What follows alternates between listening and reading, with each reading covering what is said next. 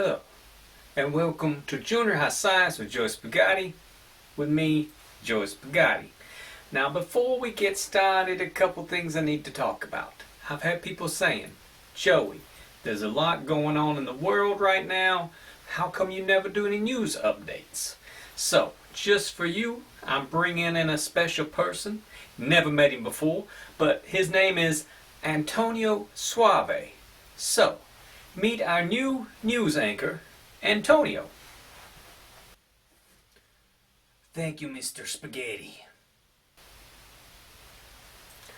That's spaghetti. Oh, sorry. It is spelled exactly the same.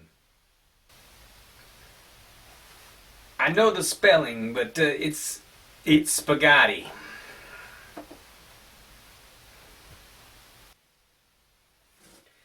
In the news, there is a lot about viruses.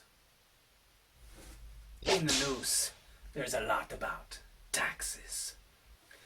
And in the news, there's a lot about sports. Back to you, Mr. Spaghetti. Okay. Don't know if that helped any of you, but there we go. Now, for today, we're going to talk about 4 states of matter. So, once again, I'm going to give you a second or two to see if you can name those 4. If you can't do it that quick, hit that pause button. See if you can name those 4. And go. Okay, we have plasma, solid, liquid, and gas. So I think you're okay with those. Now, when I think about states of matter, I think about Mama Manicotti's cooking. Oh, she could make some beautiful pastas. Some linguine, some tortellini, some fettuccine, little ravioli, some manicotti, and of course, some spaghetti. So, let's talk about Mama Manicotti's cooking. Now, I think of her in the kitchen, got the water on the boil, so let's talk about that for our first state of matter. So, states of matter. First, let's talk about a liquid.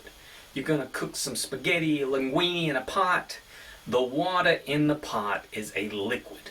Those atoms can move over each other, flow past each other, but they're still attached to each other. Now, another thing about that is you can actually measure out a liquid.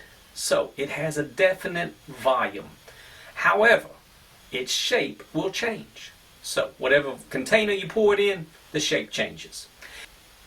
Now, let's talk about a gas.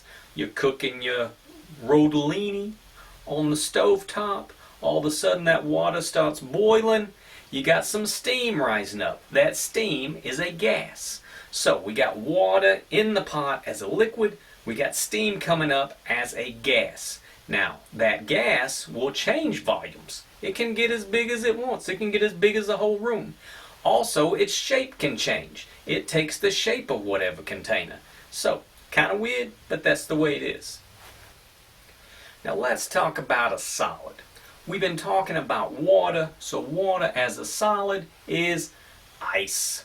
Now think about the atoms in that ice. They're all stuck together, they're cold, they're shivering, they keep touching each other, they can't move away from each other, so a solid has atoms that are closely packed together.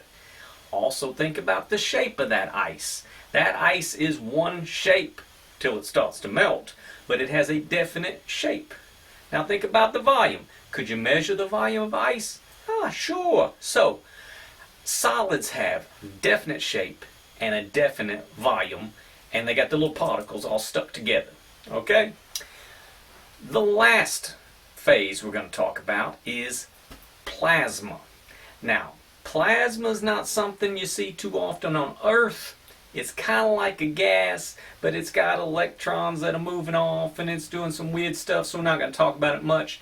But you would see this in neon signs. That's a good example of plasma. And stars. So, good examples, not something we're really going to deal with, so we'll just kind of skip past that. Now, for review, 4 states of matter.